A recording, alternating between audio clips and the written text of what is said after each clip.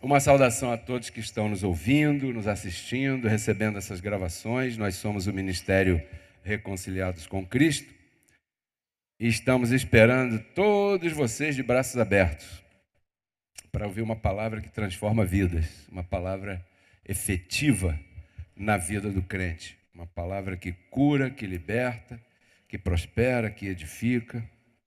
Assim mesmo é. Eu estava andando na rua durante essa semana, trabalhando, e num dado momento eu vi numa porta, assim, um cartaz. O pastor falou aqui R$10,90, e eu vi isso na porta. E quando ele estava falando, eu me recordei disso. Falei, caramba, isso foi tremendo, porque estava escrito assim, ó: quando você se encontrar numa situação, né, em que você tiver só 10% de chance, é necessário exercer a tua fé 90%. Eu achei bacana, porque tem a ver com a gente. Porque as situações da vida são as situações da vida. Algumas são, né, de um jeito, outras são de outra forma. Algumas parecem monstruosas, outras nem tanto. E eu achei aquilo interessante. Para um crente em graça, que também está inserido em todo esse contexto aí fora, no nosso dia a dia, essa palavra é bem edificante, porque é muito bonito a gente sair daqui vibrando no Espírito, como nós estamos agora com essas canções, com essa, eita, povo abençoado, com essa outra, com tudo isso. Então você fica aí assim, só que, se você nota, o dia passa, a noite vem, chega a segunda-feira, e lá naquele momento que você se encontra para resolver alguma coisa no teu trabalho, na escola, com tua família, não sei o quê, não tem o ministério de louvor aqui tocando e ministrando na tua vida para sacar o melhor aí para fora, o teu espírito, e te colocar vivo, ardendo com a palavra na mente. Não, eu sou abençoado. Por quê? Eu sou mais que vencedor. Eu não tenho problema aqui, porque o que parece difícil para mim não é. E se eu não conseguir sucesso nesse momento aqui, o Senhor está no controle da minha vida e tudo está bem, isso não vai me desanimar e tal e tal. Amanhã você não tem ninguém aqui te... Diga para quem está do teu lado aí, você é um abençoado. Diga aí. Que bom seria se a gente tivesse essa companhia de segunda a segunda, né?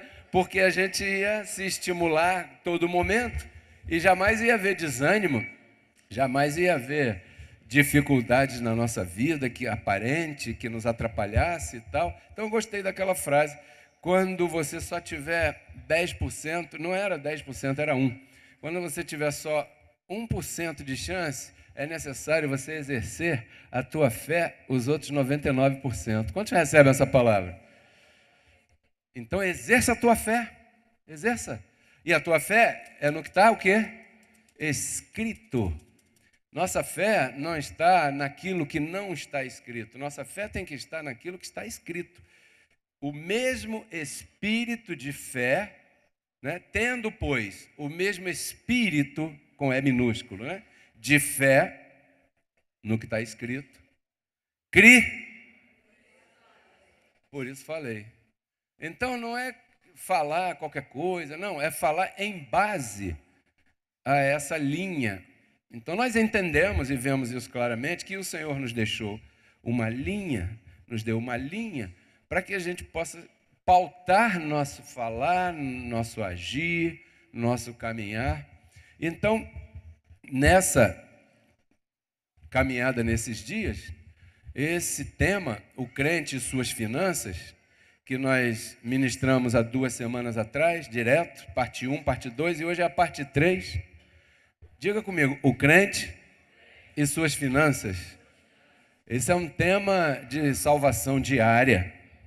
Na semana passada eu me lembro que eu comentei que esse tema, esse assunto, ele transcende os pactos, ok? Por quê? porque ele começou, né, lá no Jardim do Éden, quando Deus primeiro criou o homem, depois, em Gênesis 2,15, ele deu um trabalho para o homem, né? Para que você veja que o trabalho não é maldição por causa do pecado, né? O trabalho foi dado ao homem antes do pecado, e depois que Deus entregou meios e condições para o homem gerar recursos, ele deu e criou a mulher para o homem. Então, primeiro vem a condição para depois você assumir a responsabilidade, para depois poder seguir. E isso tudo tem a ver com as finanças. Não pense você que eu, o Pedro Kelly aqui ministrando, vou falar sobre quanto é que você tem que separar para pagar a conta de luz. Eu não vou falar isso. O crente e suas finanças tem a ver com uma organização na nossa mente que a gente deve ativar. E para isso a gente deve procurar os parâmetros. Encontramos isso aí, porque muitos disseram por aí que o trabalho foi fruto da maldição de Deus depois que o homem pecou. E não, ele não amaldiçoou nem ao homem nem ao trabalho, ele amaldiçoou a terra. Embora tenha sido por causa do homem que o pecado entrou, ele amaldiçoou a terra e disse: agora com o suor do teu rosto. Vai ficar um pouco mais difícil, mas foi uma herança, né, que deixou aí. Mas o trabalho não foi amaldiçoado, quem foi amaldiçoado foi a terra. Em Cristo toda maldição é quebrada. Quantos recebem? Em posição abençoada. Porque em posição toda maldição foi quebrada em Cristo. Mas se você parar para pensar, em condição, às vezes a gente nota e vê que isso não está funcionando bem na nossa vida, pronto, para não ficar falando de A, de B e de C, né? Efésios 1:3 diz que ele já nos abençoou com quantas bênçãos? Cadê? Às vezes você tosse, às vezes dói o corpo, às vezes falta o dinheiro, às vezes tem uma situação difícil no trabalho, verdade? Na família. Mas peraí, e o Efésios 1:3? Eu já sou abençoado. Mas o fato é que às vezes não parece. E a verdade é que a palavra tem que funcionar na nossa vida. Ou ela não é a verdade? Então esse tema do crente e suas finanças é um tema muito interessante, porque ele fala do nosso dia a dia. Ele fala coisas que não dão na parede, nem no poste, nem são para um futuro lá não sei quando em rua de ouro e mar de cristal. É agora. O evangelho é para quando nós estamos aqui em corpo humano. Porque depois que nós sairmos desse corpo, verdade? Não precisamos de evangelho, porque o evangelho é para a gente vencer as batalhas que temos no dia a dia aqui. O evangelho é para a gente vencer a nossa carne. Quantos tem carne aqui? E seja sincero, a carne gosta de trabalhar? Se você disser que gosta, não é assim? Na carne não. Na carne você não está perfeito em Deus. Você está perfeito em Satanás. Na carne. No espírito você está perfeito em Deus. Então essa palavra que pregamos, ela não é para a tua carne, ela é para teu espírito. Para apostar que o teu espírito vai dominar a tua carne, a tua vida, o teu corpo, e vai levar a tua vida a uma etapa de glória mais excelente.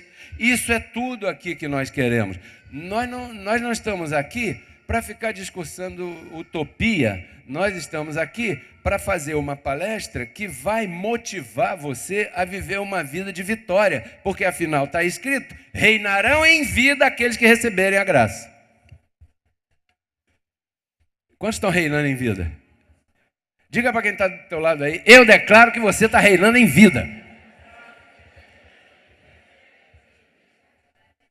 Olha, e as finanças faz parte do reinar em vida, ou não? Eu te felicito, Paulo, pelo novo ponto de trabalho lá, seu. Outro dia eu estava em casa almoçando, aí aquele cuscuz que a Gabi semeou.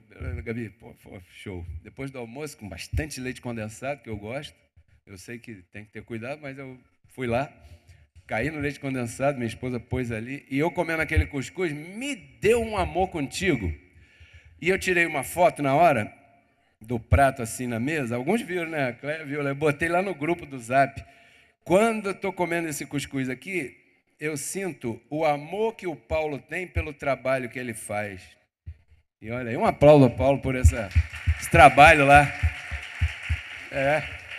E de glória em glória.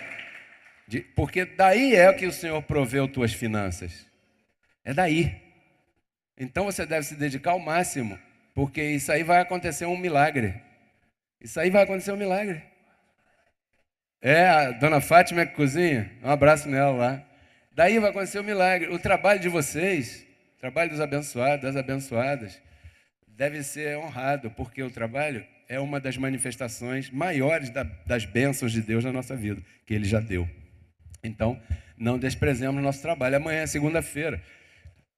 Nem todo mundo gosta da segunda-feira, porque tem que olhar para aquele chefe, tem que cumprir aquele horário, tem que fazer aquela tarefa, tem que não sei o quê, não sei o quê, não sei o quê. Por quê? Porque semana passada a gente estava falando. Quando a pessoa foca no trabalho somente enquanto vai ganhar, ela não tem prazer no trabalho.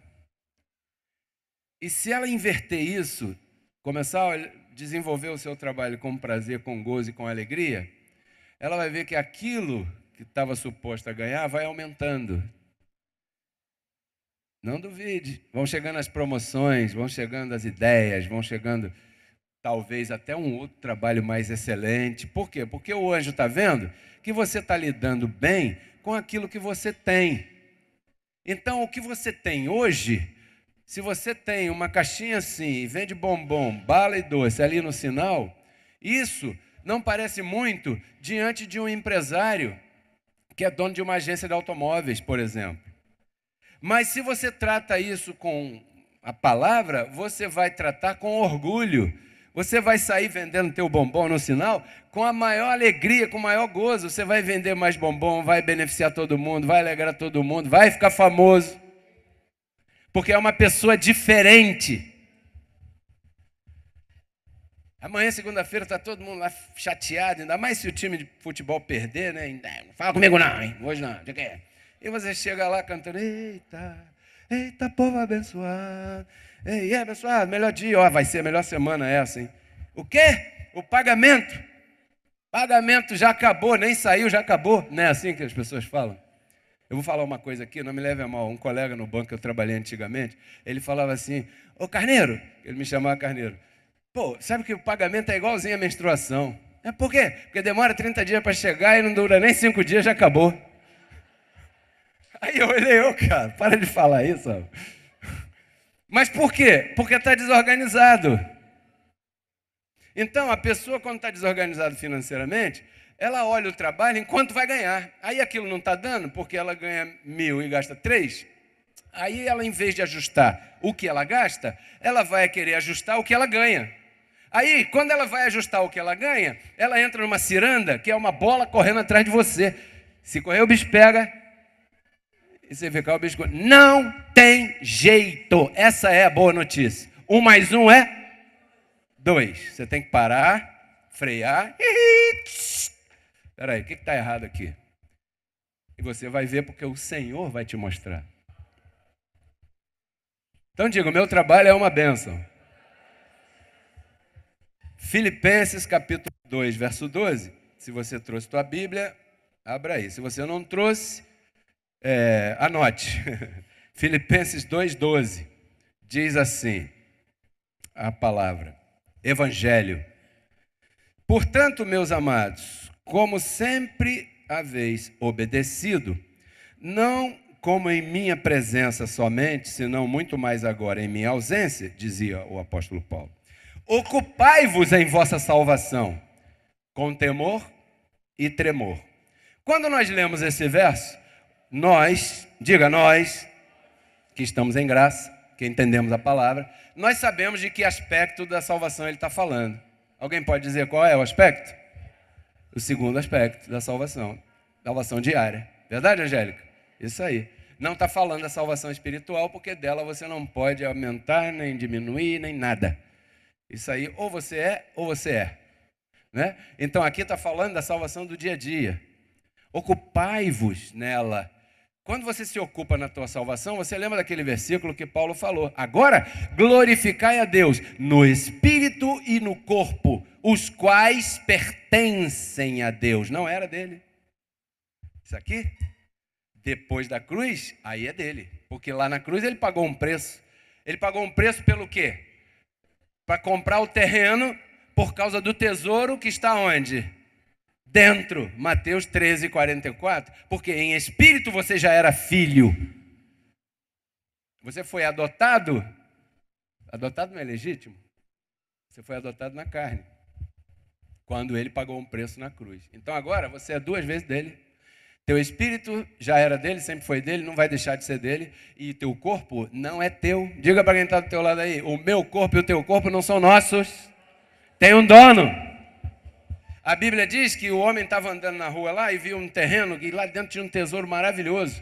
Aí o homem foi lá, se desfez de tudo que tinha para comprar aquele terreno. Não por causa do terreno, que o terreno estava cheio de mato, cheio de lixo, cheio de coisa que os outros jogaram, cheio de palavra ruim, cheio de mágoa, cheio de não sei o quê. Mas ele comprou por causa do tesouro que está aí dentro. É por isso que Paulo fala que você é um tesouro num vaso de barro.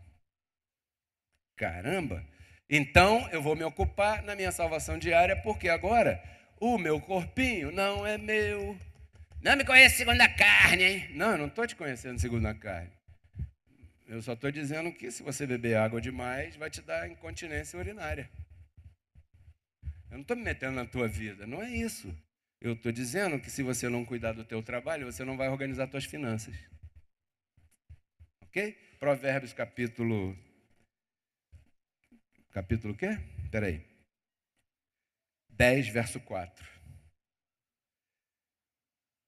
Eu vou ler aqui, rapidinho. 10, 4. Diz assim: a mão negligente empobrece, mas a mão dos diligentes enriquece.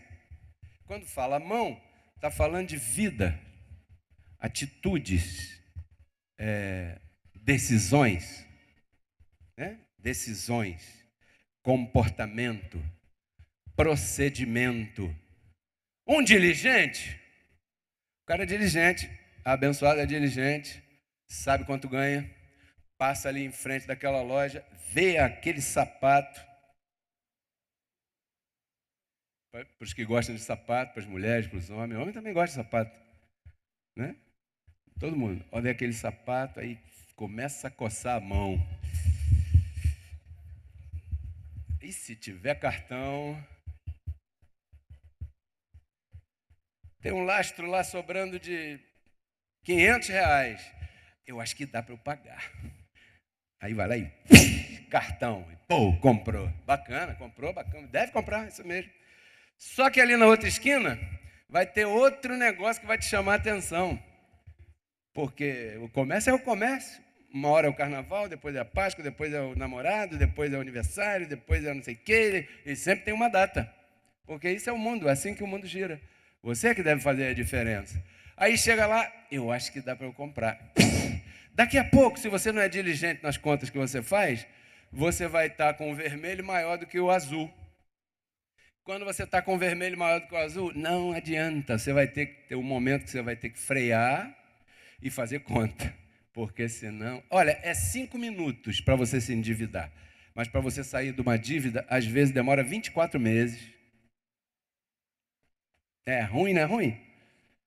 Então tem que ter uma diligência, não é verdade? Eu falo para mim, né? Provérbios 18, 9. Diz assim, ó, Provérbios capítulo 18, verso 9. Também aquele que é negligente em seu trabalho é irmão do homem dissipador. Aquele que é negligente no trabalho é irmão do homem dissipador. O negligente no trabalho, qual é o horário de chegar? O horário de chegar é 8 horas. Ele chega às 8h30. Ó, não fala comigo não que eu sou abençoado, eu tenho um anjo aí que me cuida. Aqui eu sou livre, hein? Você é livre, meu amor, mas você está errado, porque o horário aqui é 8 horas. Consequentemente, quando tiver que ter uma diminuição na despesa das empresas, quem é que vai ser mandado embora? O negligente. Por quê? Porque a Bíblia diz que ele é irmão do dissipador. O que é um dissipador? Dissipador, por exemplo, o dia está na serra, tem neblina. Aí está neblina, você não vê nada daqui para lá, daqui a pouco dissipa. Puf! Dissipou a neblina. Estava ali, mas agora não está mais. E tem pessoas que são dissipadoras de finanças. São pessoas que não têm a diligência em pé no chão, em colocar o pé no chão. Então, qual é a instrução do Senhor? Primeiro o trabalho, depois o compromisso, né? Eu brinquei na primeira palestra aqui sobre esse assunto, eu brinquei e falei com as meninas, para as mais novas, que ainda não são casadas, que deviam fazer uma camiseta que dissesse assim, né? Assim, está desocupada? Nem me olhe. Por quê? Porque vai dar errado, né? Digo em relação a casamento, eu não estou falando de relacionamento ali e tal, assim, não, eu estou falando de casamento, de compromisso assumido. Ué, se o sujeito não tem trabalho, como é que vai assumir alguém? E isso está aqui. Primeiro criou o trabalho para o homem, depois criou a mulher. Não é bom que o homem esteja só. Farei para ele uma ajuda idônea. Mas parece que antes ele diz assim, não é bom que o homem esteja desocupado. Vou colocar ele no jardim para cuidar, lavrar, não sei o que e tal. Então isso vai mano a mano. Por quê? Porque senão desordena. E depois que desordena é difícil consertar. É duro, é doloroso isso. Consertar essas situações. E são situações que atrapalham o nosso reinado. Tanto que Jesus de Nazaré falava, olha, os meus discípulos não podem ser aqueles que começam a fazer as coisas sem antes sentar e fazer cálculo para ver se vão conseguir terminar. Porque senão os vizinhos vão ficar debochando de você. Lucas 24, 14. Assim não pode ser meu discípulo aí. Por quê? Porque você está mostrando uma coisa que as pessoas vão olhar. Eu não quero ser igual a você, não. Porque você está sempre correndo atrás. E aí? Estou correndo atrás. Quem corre atrás é cauda. Porém, a Bíblia diz que você não é cauda, você é a cabeça. Então, a ideia aqui é mexer contigo. É isso que o Senhor quer com essas palestras. Mexer com você, sacudir você. Porque dentro de você tem um poder que ninguém nessa terra tem. E quem sabe você não está usando direito como deveria. Porque o abençoado é você. A promessa foi para você. O descendente de Abraão é você. Tudo que Deus preparou foi para você. Você tem isso na tua mente. Diga para quem está do teu lado. Você é poderoso, você é poderosa. O que acontece, abençoados, a grande verdade é que a ciranda deste mundo nos carrega. A gente está aqui num gozo tremendo, mas amanhã não vai ter o Paulo Sérgio cantando no nosso ouvido, eita, pô, abençoado, não vai ter o irmão aí, véi, você é um eleito, você é um abençoado e tal. E aí a ciranda do mundo começa. E alguém diz assim, puxa vida, está tudo errado no país, né? E você vai cair nessa, você vai repetir isso. Você já se pegou assim? Você, caramba, eu não posso falar isso. Apesar de que meus olhos veem isso, eu não posso falar isso, porque a minha palavra é outra. Mas cadê a coragem de você romper no meio daquele trabalho lá cheio de gente negativa? E você, cadê? Está na hora de você romper com isso, porque se você rompe com isso, o anjo imediatamente, plim, age na tua vida. E essa é a nossa intenção aqui. Então, Provérbios 19, 15, vem outra. Segura aí. A preguiça faz cair em profundo sono e a alma negligente padecerá fome. Outro dia, estava falando que a casa do preguiçoso é assim. Diz a Bíblia, o provérbio lá fala assim. Na casa do preguiçoso, o teto está infiltrando. Aí ele não cuida do teto, perde a casa toda. Por causa disso. Às vezes, né? A preguiça faz a gente deixar de lado muitas coisas. Às vezes na nossa casa tem uma gaveta lá que está meio solta. Depois eu conserto isso. E vai para onde? Eu vou fazer outra coisa. Ah, eu vou jogar bola. Ah, eu vou ver um filme. Ah, eu vou, não sei. Ah, eu vou para a praia. Ah, eu vou para o churrasco. E a gaveta? Não, tira essa gaveta aí, depois eu conserto isso. E nunca pega. É a gaveta, é a lâmpada, não sei o quê, não sei o quê. Daqui a pouco, por não consertar a gaveta, esses móveis agora são de papelão, né? Você não conserta a gaveta e ela faz parte do esquadro, mas ela já está assim torta. Não consertou, demorou muito tempo abrindo e fechando daquele jeito, daqui a pouco perde o armário inteiro. E o prejuízo é maior. Então a ideia é, existe na Bíblia uma palavra que ela encerra tudo que significa escassez. Tudo que significa escassez e pobreza na nossa vida, que pode acontecer na nossa vida, não recebemos, claro, é essa palavra negligência. O negligente é tremendo. O negligente você não pode contar com ele. Se você é um empresário e você vai fazer uma entrevista e olha, esquadrinha aquela pessoa e já nota a negligência ali, não contrate, que você vai ter problema com essa pessoa, porque ela é negligente. Você precisa de pessoas que trabalhem, que tenham a ideia do teu produto, da tua empresa na mente, para que possam representar essa tua empresa. Então você é um empresário, dono da empresa, e quer que alguém seja o embaixador da tua empresa lá, e aquele cara chega lá para representar a tua empresa de qualquer jeito, com qualquer horário, com qualquer aparência.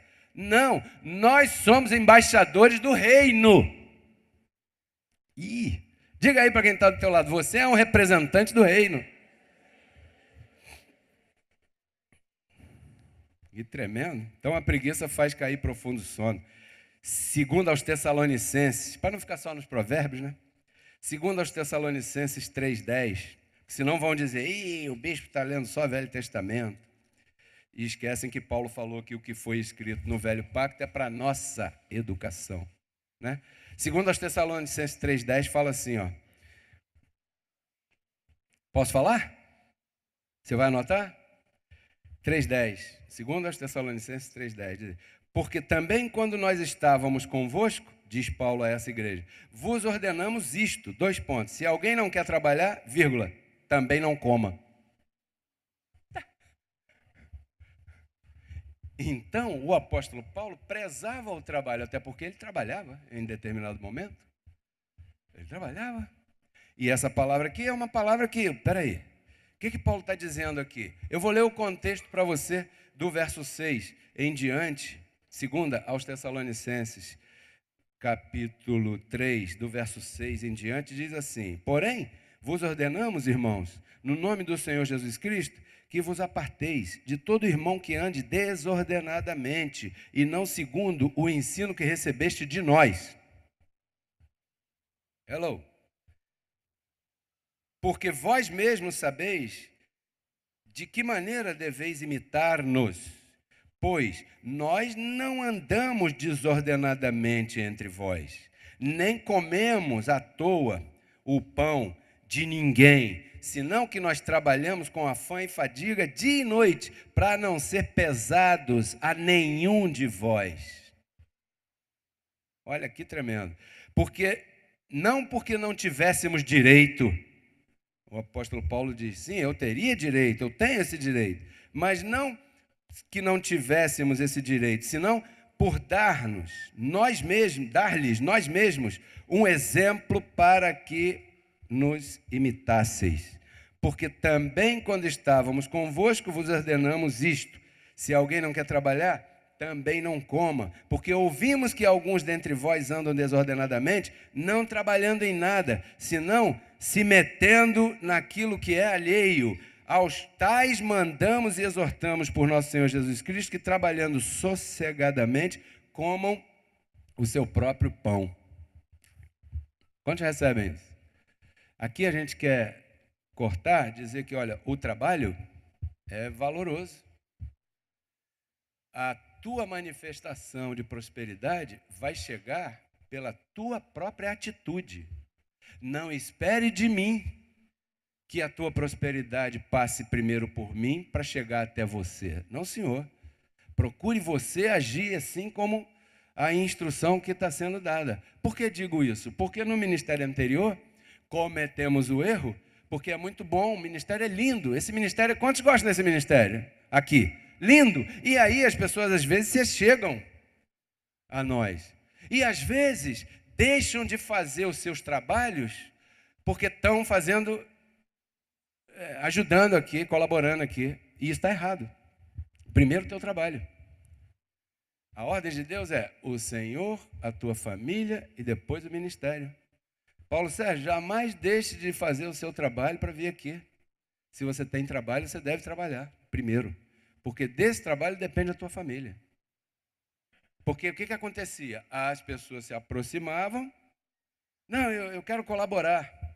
Que colaborar nada? Não, eu quero colaborar. Aí o pastor se sente na obrigação. Poxa, o abençoado está trabalhando aqui o dia inteiro. Eu vou dar almoço a ele. Daqui a pouco está dando jantar, daqui a pouco está sustentando, daqui a pouco está pagando salário todo mês. Isso aconteceu. E aí era um montão de gente. E isso está errado. Por quê? Porque a prosperidade da pessoa vai passar pelas suas mãos primeiro. Depois, se você entender, você semeia aquilo do fruto do teu trabalho. Mas primeiro passa pelas tuas mãos e você não deve desprezar o trabalho que Deus te deu em nome de ir para a igreja ajudar o ministério. E tinha pessoas que não iam ajudar o ministério. Tinha pessoas que iam fugir do marido, que o marido é chato pra caramba. Eu vou para a igreja trabalhar para Jesus. Fugir da sua vida. Fugir dos seus problemas. Que não aguento mais, não tem como encarar isso. Eu vou para lá. Eu ia para lá. Porque vai transformar, então eu estou lá e me livrei desse.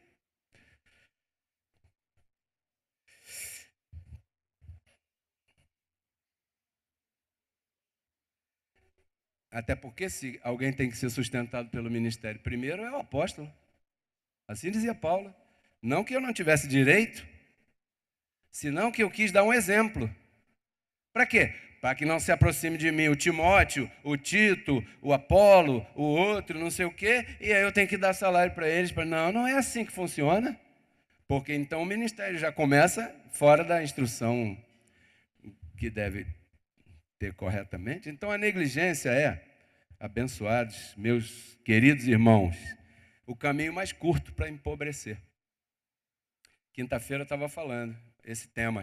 Lá na rádio a gente chamou Aprendendo a Empobrecer.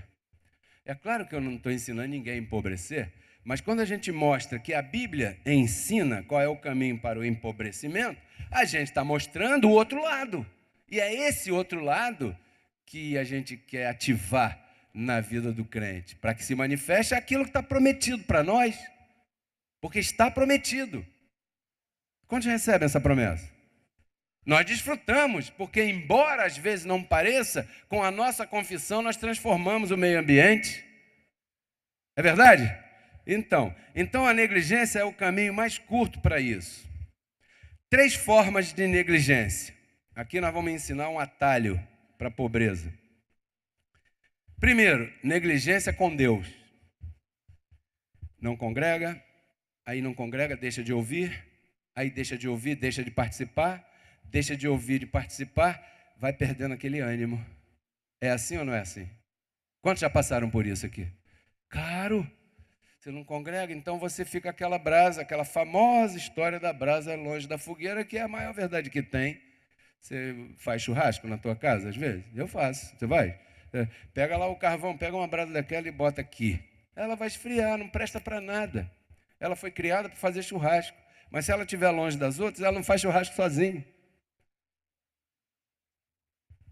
Essa é interessante. Você sozinho, você não faz a palavra correr assim. Isso é negligência. Porque a instrução é não deixando de congregar, como é costume de alguns. É claro que tem situações, e essas o Senhor sabe. Mas a minha função aqui é te estimular. Quantos recebem isso com muito carinho? Te estimular, você não deve deixar de congregar, porque quem sofre é você, o ministério segue. Quem sofre é você, então não pode negligenciar ouvir, né? Ou então tem aqueles também que congregam sim, mas não ouvem. Quantos conhecem alguém que congrega, mas não ouve? Por quê? Porque está lá não sei aonde falando de não sei o quê, vai lá para fora falando, não, porque não sei o quê, porque o futebol, porque o sol. Está aqui, mas não ouve nada. Ou seja, não adianta, não funciona, não vai, não, né? esse despreza o conselho. Há também a negligência naquele que não semeia. Se ele não semeia, ele está desprezando a colheita. Porque se ele não semeia, ele não entrega. Se ele não entrega, ele não planta. Se ele não planta, ele não colhe. E se ele não colhe, ele não vai ter o que semear amanhã. Porque está escrito que Deus dá semente a quem semeia e pão para comer. Então uma coisa é uma coisa, outra coisa é para fazer outra coisa. Uma coisa para semear e outra coisa para comer. E disso aí, está falando de quê? Do teu trabalho. Teu trabalho. Teu trabalho deve ser respeitado. Você nunca deve semear aqui o teu trabalho inteiro. Não. Aqui você está chamado a semear a parcela que você sabe que está chamado a semear. Não mais do que isso. Mas também nem menos, por causa dessa cobertura que você tem aí. Então isso foi 3 coisas interessantes sobre a negligência com Deus. Letra B, negligência com teu trabalho. A pessoa não produz, não trabalha, está relaxada, mas as contas de luz não param de chegar. Você já reparou como é que é interessante? Às vezes a pessoa para de produzir, para de receber aquilo que deveria produzir. Mas as faturas do cartão de crédito não param de chegar. Da conta de água, não para de chegar. Da conta de luz, não para de chegar. Tem que frear a vida e conversar com o Senhor. Conversar com o Senhor. Não declarar. Isso é outra coisa. Declarar é uma conversa, não. Declarar é uma afirmação de uma só via. Eu declaro isso, declaro aquilo, declaro aquilo, declaro aquilo, declaro aquilo. Não tem ninguém falando com você. Você está declarando em base no que está escrito. Muito bacana. Mas conversar com o Senhor é falar e escutar. Isso é diferente. Paulo conversava com o Senhor.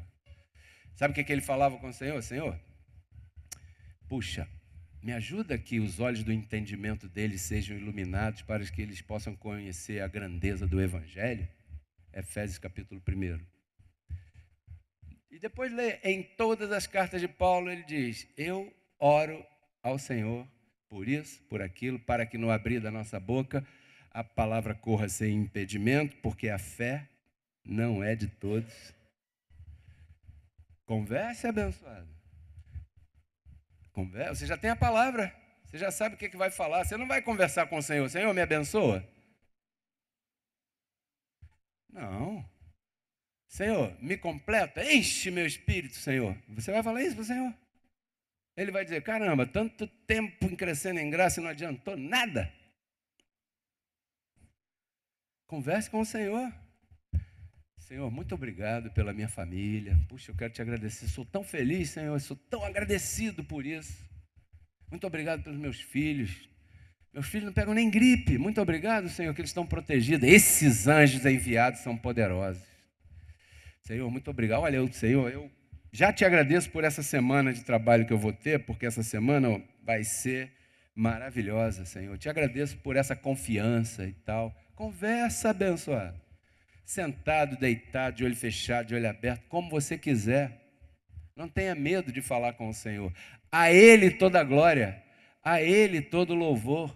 Quando você declara, pura e simplesmente, você está abrindo a tua boca em base àquilo que está escrito. Crie, por isso falei. Mas, se você não reviver as atitudes que você deve consertar, essa declaração é vazia, porque o fato de você ter um anjo poderoso do teu lado e declarar poderosamente a palavra, mas faltar com o proceder aqui atrás, vai fazer essa declaração não passar do teto.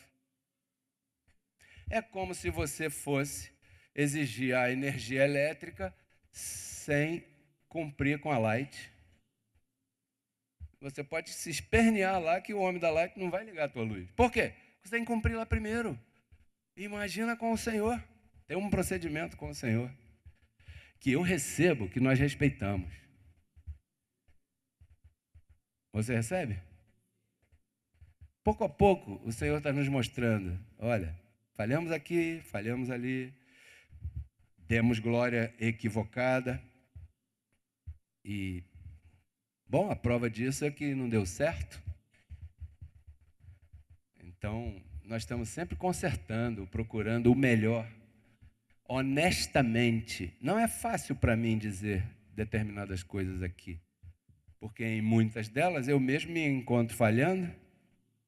Por isso, quando eu falo com o Senhor, eu agradeço a Ele pela graça, porque a graça de Deus é o seguro que a gente tem, que a gente pode recorrer para nos cobrir quando a gente falha, porque a gente vai falhar.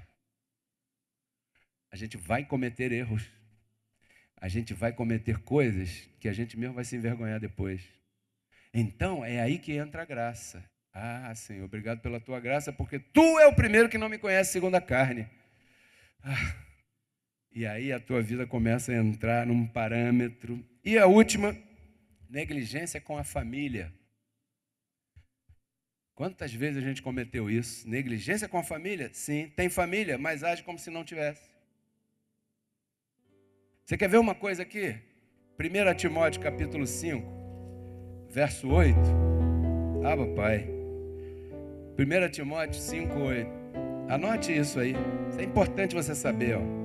Porque se alguém ou algum não provê para os seus, está falando aqui de trabalho, está falando aqui de assumir, de cumprir com a responsabilidade que você assumiu. Se alguém não provê para os seus, e estou falando Paulo, hein? Evangelho da Graça, e principalmente para os da sua casa. Quem são os da casa? A esposa, os filhos, né? Ali, se não provê para os seus e principalmente para os da sua casa, negou a fé e é pior que o incrédulo. Então, o abençoado tem um filho, gera um filho, uma filha, ou quem seja, com uma pessoa, e depois larga aí ao Deus dará, é pior do que o incrédulo, diz o Evangelho da Graça. Mas talvez você nunca antes tivesse visto esse verso. Talvez você nunca antes tivesse pensado assim, caramba, a graça fala isso? 1 Timóteo, capítulo 5, verso 8. O apóstolo diz: você deve honrar aqueles que o Senhor colocou para que você honre. Por isso é que às vezes eu vejo na vida da minha mãe, como é que ela pode ainda guardar dinheiro, recebendo a pensão que meu pai deixou para ela, que não é muita aos olhos humanos. Mas como é que ela consegue? E eu começo a analisar e esquadrinhar atitudes que mesmo na ignorância em relação a decorar versos bíblicos, mas ela tinha um procedimento em linha que meu pai deixou, que eu tive um exemplo em casa, que hoje eu desfruto. A minha família não precisa gastar dinheiro comprando remédio para minha mãe quando ela precisa, porque ela tem de onde tirar. Por quê? Porque uma pessoa ali só foi diligente no trabalho. O velhote que morreu. E quando ele deixou a pensão para ela, deixou a casa dela, deixou tudo organizado para ela, eu fui com ela. Todo mundo diz, não, que eu estou há 1 ano para receber a pensão e não recebo. Ela demorou 22 dias.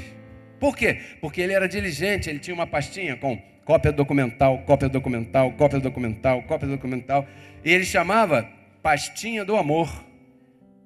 Eu recebo que você faça essa pastinha na tua casa. Porque se você vier a faltar, como dizem por aí, a tua esposa tem que saber quanto você tem no banco, qual é a senha do cartão, qual é não sei o quê. Porque eu já vi tantas mulheres que o marido morreu e ela ficou assim, e agora? Mas você não sabia disso? Não. E também não. E aquele também não. O que faltou? Proceder. E é isso que nós estamos falando aqui. E isso é salvação diária. Porque não existe pior coisa do que a pessoa ficar sozinha no mundo. Morreu e tal, e o marido, sei lá, e a pessoa ficar sozinha e daqui a pouco. E como é que vai fazer? Então, eu estou falando voltado, me disseram na semana passada, poxa, recebo que semana que vem você passe a mão na cabeça dos homens também, porque está ficando pesado. Não. Eu estou falando biblicamente, eu não estou aqui entrando em conceito humano de machista, de não machista. Estou dizendo que a Bíblia diz que o cabeça da família é o homem. Quando a mulher se mete a querer ser cabeça da família, dá errado, porque ela não foi criada para isso. Mas às vezes é necessário. Por quê? Porque aquele que está com ela não tem proceder nenhum. Negou a fé e é pior que o incrédulo. Aí a mulher tem que partir para cima ou ela vai ficar com fome. Então, abençoado, o Evangelho da Graça vai muito mais longe do que supuseram os anos que nós passamos no ministério anterior. Porque o Evangelho da Graça é para te dar paz, para te dar convicção, para organizar a tua mente. Se você não se garante, não faça trato. Né? Olha, vai ter uma responsabilidade. Você já tem emprego? Se você não tiver, você vai fazer mal a você, a ela e aos que vierem depois, porque virão, né? E a gente tem que sair disso aí.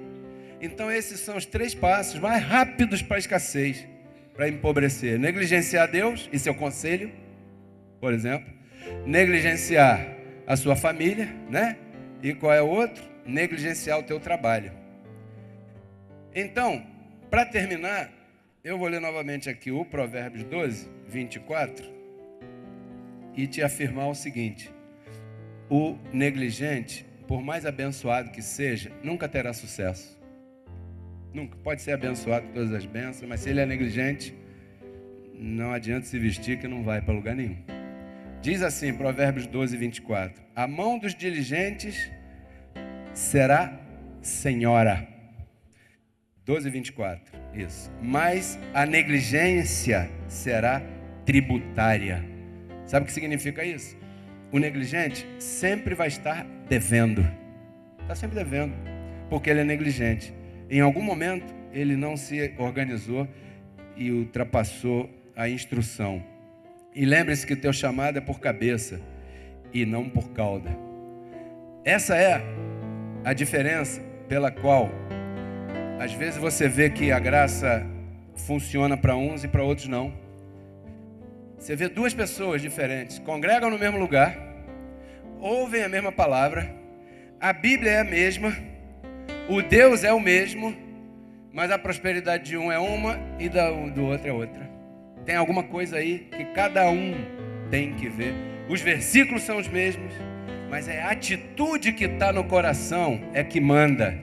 Não adianta nada você gritar e louvar e cantar se isso não está no teu coração. Porque amanhã você não vai estar louvando nem nada. Você vai se levantar e vai ter que encarar isso daí fora.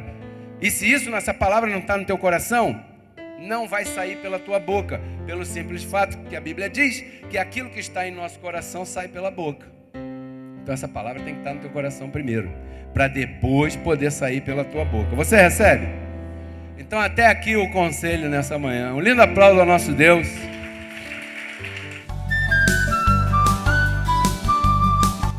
Porque Cristo na cruz não transformou a nossa carne, né? Ele resgatou o nosso espírito. A Bíblia diz que Deus estava em Cristo reconciliando consigo os seus filhos, né? E nos entregou a palavra da reconciliação. E a palavra da reconciliação é essa que nós pregamos, abençoado.